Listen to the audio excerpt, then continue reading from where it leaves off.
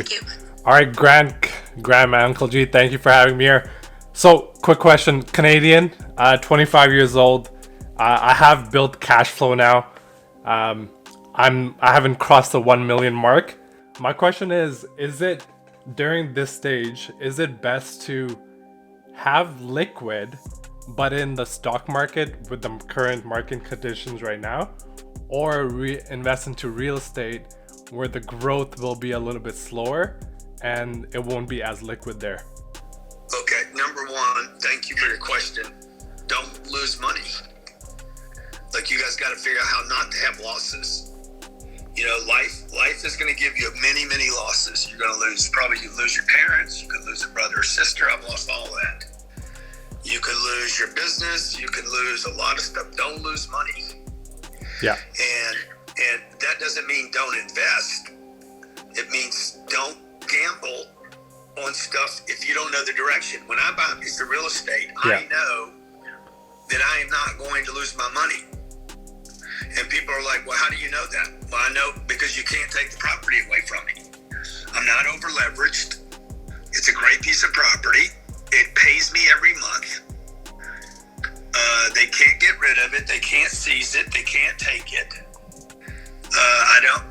It's like it can't go away. And inflation and rent growth is going to happen. And so it's going to be worth more money in the future. So I've created all my wealth working my ass off, taking money, storing the money, pushing it aside, and then when I found the right deal, I push all my money in one deal. I go to zero, and I go back and get money again. One of the biggest takeaways from what he just said is he stores his money, waits for him to invest into a property, and when he goes in, he goes all in. So he understands the real estate game, and when he plays big, right? Because he understands it and because he's probably done his homework and done his research. So what I take from that is, okay, if I understand something and I have capital set aside and I see the value and I know I'm not going to lose money, play bigger, play with more confidence. Usually when you don't, it's because maybe you're uncertain. But for me, it was personally just, I have more fear. There's a lot of fear of losing that because you don't want to go back to where you started. So it's kind of like you're balancing that. So if I was a water boy, I'd be out selling water right down the streets, grabbing that money, dumping it in real estate. And then I'd go back and hustle the street again.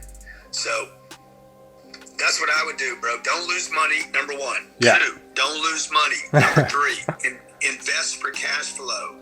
Number 4, invest only in things you understand that you can touch, feel, and visit. Yeah. Number 5, make sure it's going to appreciate long term. Number 6, if you can get leverage out of that deal, $1 buys $4. Yeah. Or $1,000 buys $10,000. If you can get leverage, get it, but don't over leverage. Hope that helps. Boom. Lovely. Thanks so much, man. I'm so sorry. Let's go, Grant Cardone! Watch in the wild, baby! Alright, so that's Grant Cardone's advice to a 25-year-old. Hopefully you guys learned something. Let me know down in the comments below. And yeah, see you guys. Peace.